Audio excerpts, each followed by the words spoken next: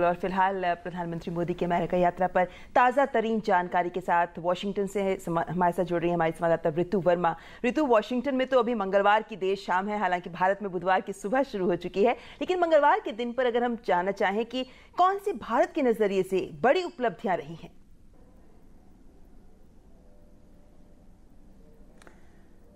ममता, आज का पूरा दिन एक तरह से दो हिस्सों में बांटा जा सकता है। जो आज के दिन का पहला पहर जिसे कह सकते हैं वो द्विपक्षीय बातचीत में बीता, और उसके द्विपक्षीय बातचीत के बाद राष्ट्रपति ओबामा ने प्रधानमंत्री नरेंद्र मोदी को एक लंच होस्ट करा था। तो कुल मिला के 3 घंटे का वक्त कमोबेश दोनों ही नेताओं ने आपस में बिताया, और उसका जो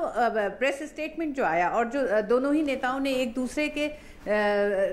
देशों के लिए तमाम जो मुद्दे थे जिनको लेकर दोनों लोग आगे बढ़ते रहे हैं, उस पे जो बातचीत जो सामने आई वो साफ दिखाती थी कि ये दौरा अभी तक के, इससे पहले के जितने दौरे हुए हैं प्रधानमंत्री के अमेरिका के, उससे बिल्कुल अलग है। पहले दिन भावनात्मक तौर पर दोनों देशों की जनताओं को दोनों नेताओं ने जोड़ा अपने अपने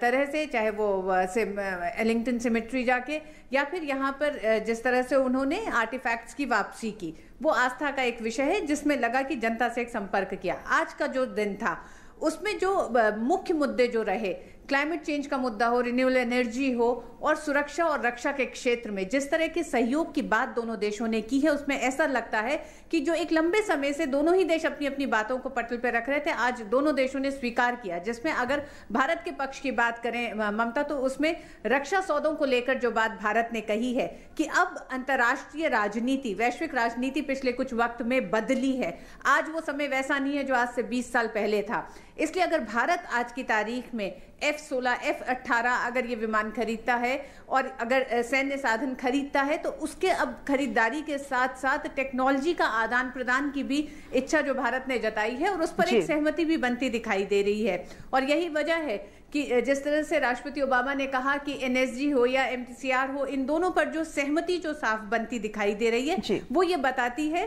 कि दोनों राष्ट्रों के प्रति, एक दूसरे के प्रति उनके हितों को ध्यान में रखते हुए आगे बढ़ने की बात की गई। वहीं एक बात और जो आतंकवाद को लेकर हुई है, आतंकवाद को लेकर लगातार ये माना जाता रहा था कि अमेरिका के जो दोस्त रहे हैं, आतंकवाद के जो साथी रहे हैं, उनके चुनाव पे हमेशा से सवाल उठता रहा था। उसमें भी आज की इस द्विपक्षीय वार्ता में जिस तरह से राष्ट्रपति ओबामा ने बहुत साफ कहा कि 2008 में जो 26/11 का मसला हुआ था और उसके बाद जो पठानकोट हुआ, इन हमलों में और जो आतंकवाद को लगातार जो देश बढ़ावा दे रहे हैं, क्योंकि अगर भारत में कोई भी बड़ा हमला पिछले कुछ सालों में हुआ है तो उसके तार जिस देश से जुड़ते रहे हैं, भारत के पड़ोसी देश से, उस पर भी एक तरह से उन्होंने बहुत साफ इंगित किया है। क्योंकि अगर आप पिछले दिनों की